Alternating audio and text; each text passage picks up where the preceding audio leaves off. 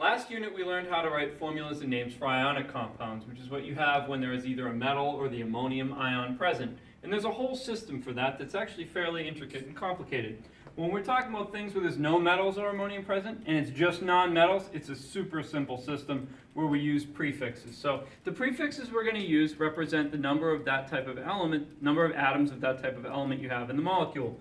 So we use mono to represent 1, di for 2, tri for 3, tetra for 4, penta for 5, hexa for 6, hepta for 7, octa for 8, nona for 9, deca for 10. So I've put a couple examples up here to show you how easy I mean that this is. If you have a compound, this doesn't exist, of N4H8, if you have 4 nitrogens, you say tetra, because that's what represents 4, nitrogen, you don't change the ending on that one, 8 hydrogens, you say octahydride.